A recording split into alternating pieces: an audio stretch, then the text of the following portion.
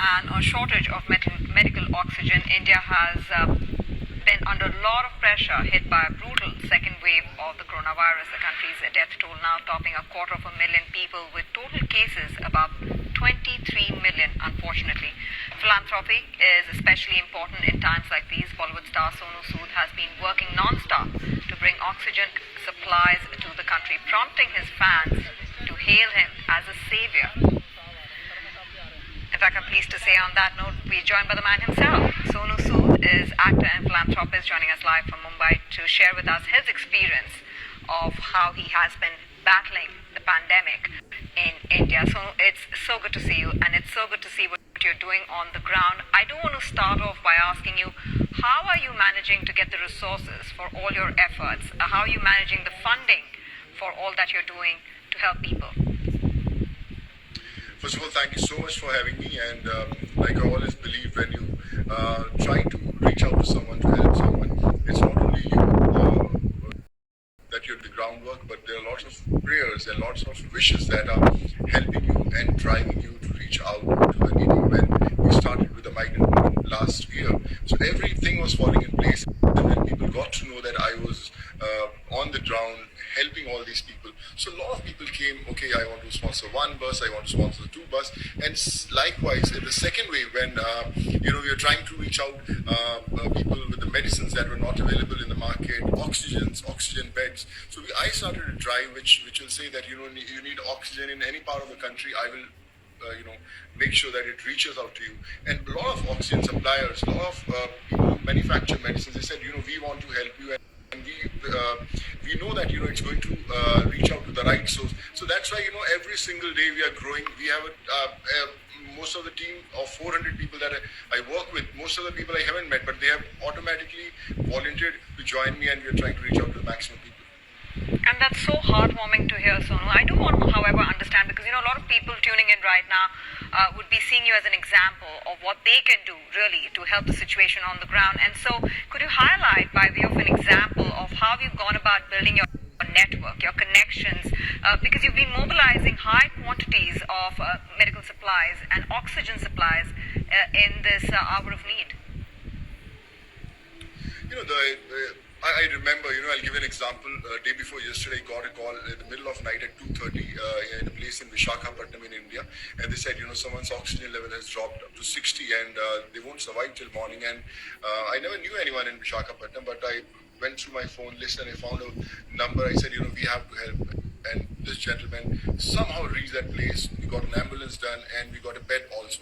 Because now, with God's grace, there's a name that helps me a lot, that people know that Sonu has been helping all the needy whom I have never met ever in my life. So I think that also drives them to work hard. Okay, man, you're calling us at 2:30 a.m. In the morning without knowing the individual, and at least we can do is that we can help you. And this is how it spreads from one state, from one district to every single nook and corner of this country.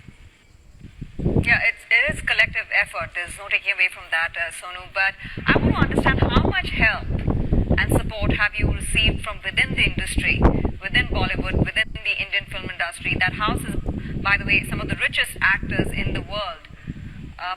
How has been the response internally? I feel they must be doing their bit on their own also. Though I haven't been able to connect with them for what we're doing. And but yes, lately I've seen a lot of actors. They have started retweeting the help.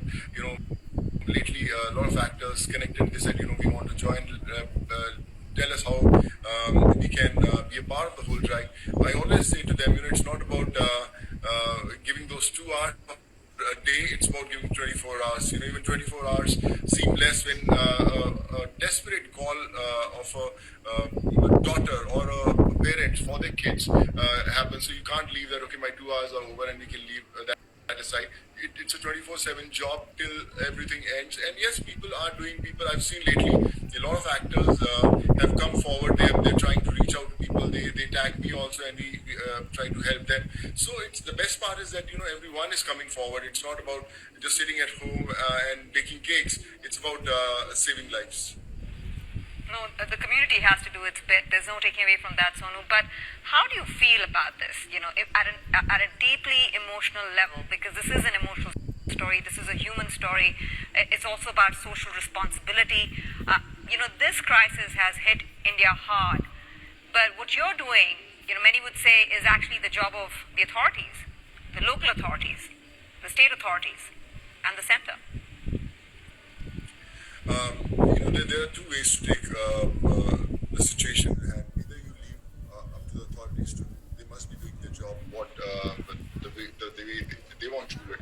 But when in the last wave pandemic in 2020, I connected to almost 1 million people whom I helped reaching back to their homes, or getting them jobs, or getting them education facilities, or taking care of their healthcare system. So those 1 million people are now like my volunteers. When I call in the middle of night to some interior village in Bihar who I helped while going back to their village, you know, he's on his toes. He takes his bikes and he goes all around. So I feel very strong. You know, you ask me anything, I'll make sure that it reaches out to you in any part of the country, anytime, 24/7. So the smile that you can bring on a face, the trust, the faith that they have put on my shoulders, keeps me on my toes. And I say there's no stopping. It doesn't really matter how many lives we lose in a thing, but it's about how many lives we can save. And so we applaud you for all the efforts that you and other private citizens have carried out during this devastating crisis. But I do wonder, I mean, to Tanvir's point, do you feel that the government has failed its people in some ways? I feel there would have been better homework that we would have done when the second wave hit. We saw this happening in many countries, that people were dying, and we had large gatherings, where they talk about Kumbh or elections. I think those things would have been avoided. That also led to multiplication of those cases, and now we have seen the pandemic has reached to the interiors of villages where there's no health care system. Imagine in the capital when people are the most influential people call me in the middle of night. The bureaucrats call me sometimes in the middle of night that we need a bed. Imagine when those people are not able to get a bed, an oxygen, or an injection to save their loved ones. What would have been happening to these poor people in those villages? They would have, they'll die. A death which they won't be able to reach to the hospitals. A small example: 2 a.m. in the night, we receive a call from Bangalore, which is a major metro city in India. An oxygen was needed for an hospital with 30 patients who would have died if the oxygen wouldn't have reached. I got a call in the middle of night. We activated our team, around almost 10, 12 people, the authorities, people, everyone came, and we got all the oxygen cylinders there for the hospitals. And if we would have been sleeping with our phone switched off, I don't know what would have happened. So we were able to save these 30 lives. And hearing your perspective, I mean, you've obviously seen some just devastating scenes on the ground there. And I wonder, having been through this, having dealt with bureaucrats at a certain level here, are you tempted to test the political waters yourself? I mean, do you see a political future? I don't know. It's too early to say anything. But like I said, if I was associated with any political thing, I wouldn't have been able to do the things I'm doing. I don't have to think twice before calling any state, any agency, any authority, to get my job done. But if I would have been in any kind of a political party, so I would have to follow a few protocols, which I am not doing now. I do whatever I feel is right, and I think that's also helping me a lot. Right. Well, Nancy was, of course, referring to all the social, excitement that there is, or rather banter that there is going on regarding your interest to get into politics. But Sona, I want to wrap up by getting your thoughts in on the larger issue here, which is the wealth gap. Right. This pandemic has made the rich richer, the poor poorer. Right. And it calls for, of course, a lot of the wealthy out there to start giving back. And I don't only mean giving back money-wise, because that's the easy part. It's about giving back in terms of effort, investment, helping with infrastructure, and really doing the hard work that is needed.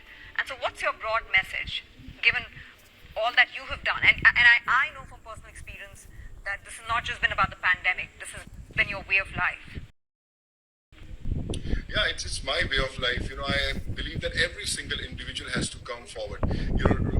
Lately I requested all the state governments and the central government that anyone who has lost a parent in the pandemic, there should be a free education throughout, whether it's a private school, whether it's a government school, whether it's higher studies. Everyone will get free education. That should be a law that has to come forward. I'm starting a drive where I'm collecting all the data of all the people, the kids who have lost their parents, because I'm in touch with them. I tried to save their families, but I couldn't. And I know how painful it is. So I feel that every individual who has got those resources, we need to come forward. We need to leave everything aside. It's not about giving a check to someone. I think you have to take that responsibility on your own shoulders. Man, this is what I have to do. I'll take care of study. So of all 200 students of this state, 1,000 students of this state, and it has to be a part of your life. It's not about tomorrow when the wave will settle down, everything will become normal. Again, we'll get busy on our shoots or whatever work we are doing. It's about taking that responsibility the way you take the responsibility of your families, your kids, and your parents. Sonu, we do appreciate you coming to speak to us and appreciate just the example you've set as a role model for so many others. Wishing you and everyone who's been affected the very best. Thanks so much. Sonu Sood, actor and philanthropist. Thank you. And we are in the home stretch of the show, but we will be back with another quick market check for you when we return. Stay